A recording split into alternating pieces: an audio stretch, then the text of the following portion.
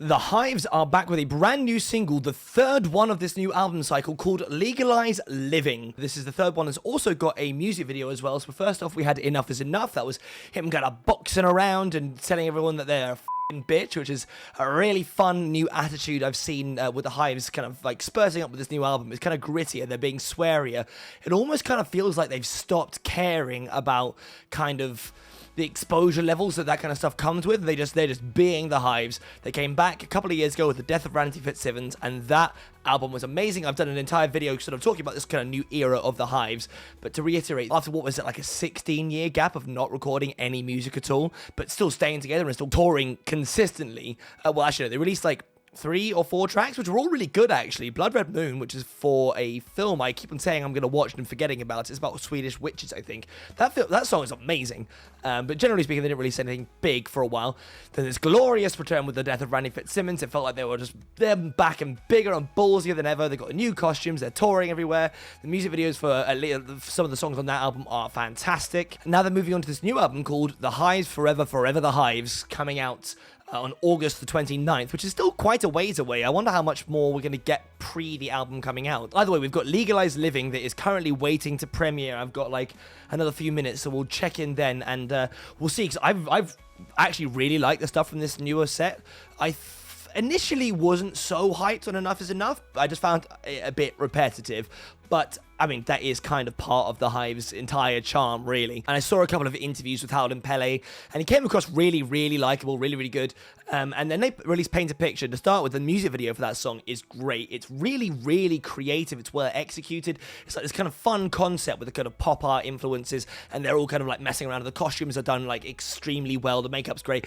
That music video itself is actually just really, really endearing, but the song, I don't know why, it really, really latched into my brain. I almost ended up putting that on my list of favorite singles of this year. In fact, I don't really know why I didn't. I think it's because it's part of a project that's not finished yet, but that didn't stop me including Presidents. I don't know. But yeah, no, Paint a Picture is a really great song. The way that the chorus kind of slows down, it has this very anthemic kind of chant bit to it. So let's dive in and listen to Legalize Living.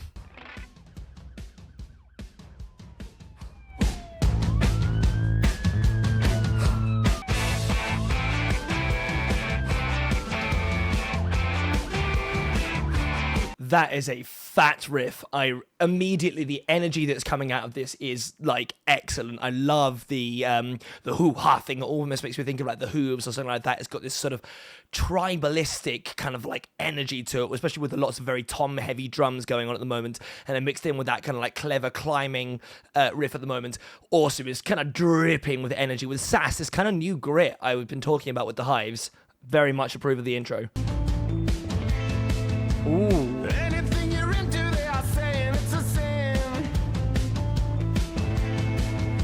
I don't know why, but that kind of twang is giving me Western vibes. It's kind of giving me a little bit of sort of Clint Eastwood, that kind of thing, which is awesome. It's another thing I really like, but the kind of way that that's fed into this kind of like tribal feel has got, again, this like really clever kind of feeling, and you're just letting Pele's voice just soar over the top of it with a pretty cut down backing so far. Lots of bass and drums keeping it going, and just the occasional guitar thing while he emotes with his amazingly, kind of chaotic voice that's kind of being more withdrawn at the moment, which leaves him a lot of space to explode in a bit, I'm sure.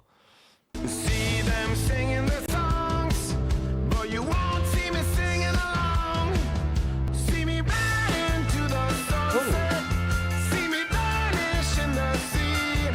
I'm doing wrong and I ain't done yet. See, that was a really, really fun bridge section. It kind of took this more spooky vibe. Again, like the sort of energy and attitude of this song is kind of taking left and right turns all the time. Kind of still within the same umbrella, but now it kind of went for that sort of, there's that high guitar pick line that's kind of hitting a couple of like more minor, discordant, unnerving notes in the background while his vocals kind of like shift again. And the way that the video is done, I know it's just a performance video, but the thing is, these guys are just, I'm so happy to just watch them do their craft. They're so animated and ridiculous. Pele's voice and face is kind of like so cartoon-esque almost. There's just some nice, black and white coloring, which again really goes back to the roots of the Hive, black and white album and all of that. Matches their persona perfectly in this kind of cave with the light bulbs going and so on and so forth. The mood of the video is really like appropriate for it, and now it looks like we're about to kick into what is going to be, I'm expecting to be a fairly hectic chorus, but I guess we'll have to see. They've managed to surprise me a couple of times already.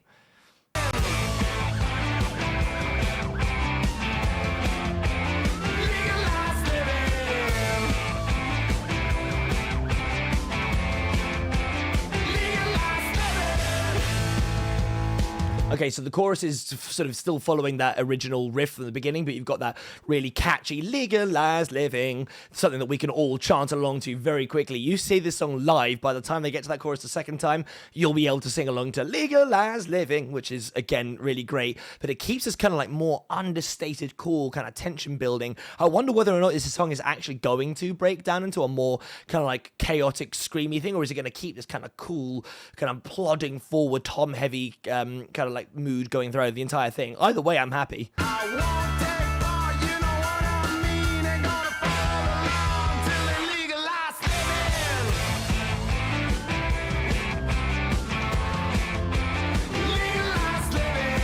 I think the way that this song builds itself up with those kind of like really, really heavy chords that lead into this chorus, it's very clever, because the way that the song is structured up until this point, it's quite sparse, despite having kind of thick noises, but the bass is doing a lot of work, kind of like holding onto that kind of like rhythm section. And then you've got the sort of like quite picked, slower guitar parts. It's kind of note at a time, kind of like following these chords and kind of accentuating everything while he's kind of singing over the top. But it's got this openness to it. So when you finally get all the gang vocals coming in for the chorus and the guitars are now hitting some big fat chords instead, it really has this like powerful impact. It's great. This is a great example of them being able to use like minimal-ish amounts of actual like kind of writing material. Like this song is basically looped with different lyrics, right, which is completely fine. The attitude and the energy is maybe kind of like progressed over the course of the performance itself. It's been a pretty consistent verse, pre-chorus, chorus, verse, pre-chorus, chorus so far, but I'm wondering whether or not there is going to be space for there to be a bridge. Maybe not. It really depends with the Hives. I don't know how long this song is going to end up being.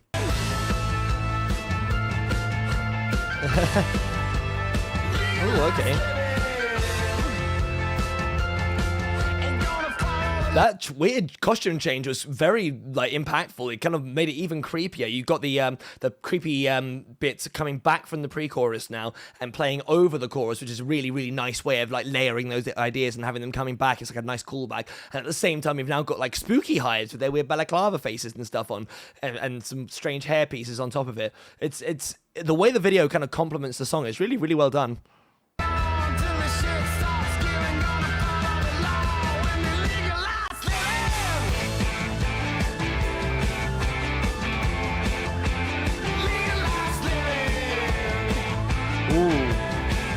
That was really nice. That edit was excellent. Have the light pan over them, and as it goes back, they've changed to that other personas, and they're in like exactly the same positions. That was really nice. It's a good example of what it's not sort of like how complicated what you're filming is. It's how well it's executed.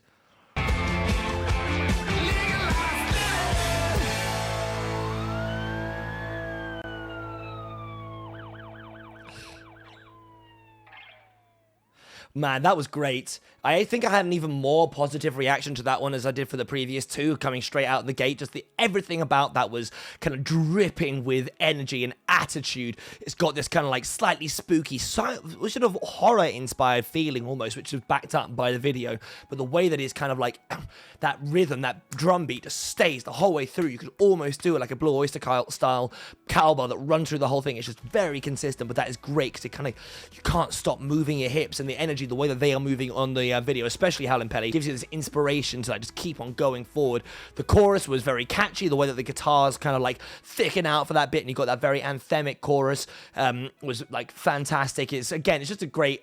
They're just a great band to see live. All of this music, it feels like you should see it live, and having done that myself, I can tell you it lives up to it. They are fantastic in a live setting, and this song really feels like it kind of contributes to that as well. But the way that the sort of like verses shape, and then they kind of build up and they add this layering in with the pre-chorus with this kind of like sort of very this very kind of like unnerving guitar picking line that's going on at the top that comes back later, that leads you into this chorus is fantastic. The bridge was pretty much non-existent. I sort of thought that was the case. You just kind of like have like two bars where they kind of like shake it up a little bit and say things a little bit fast, and then get straight back into that chorus again. So, you know, from that perspective, they're not reinventing the wheel. It's still quite sort of standardized rock and roll formula, but that's fine. That is the Hives' bread and butter. They do not pretend to be anything more pretentious or kind of high concept than that. They just do this kind of like proper gritty throwback style rock and roll unapologetically with all the charisma you can possibly do, and they do it well. And that is the thing I love about the Hives, and it's the thing I will continue to love about the Hives. Let me know in the comments, what do you guys think? Do you still think that this new era of the Hives is kind of living up to their old glory days? I think they might even be exceeding it in terms of like quality of writing and how it's sort of executed. But let me know in the comments, what do you think? What's your favorite of the three? I'm not sure. I paint a picture I really, really adore, but I think after a few listens, this Legalize Living might end up having a pretty strong contender. I'm very excited for the album now. I wonder whether or not we're going to get much more in the way of releases beforehand. Otherwise, we're going to know most of the songs before they're out. But yeah, let me know in the comments. Thank you very much for watching. Follow me on the socials. That would be excellent. Like, share, subscribe, all of that crazy stuff. And I'll catch you guys in the next one. Peace.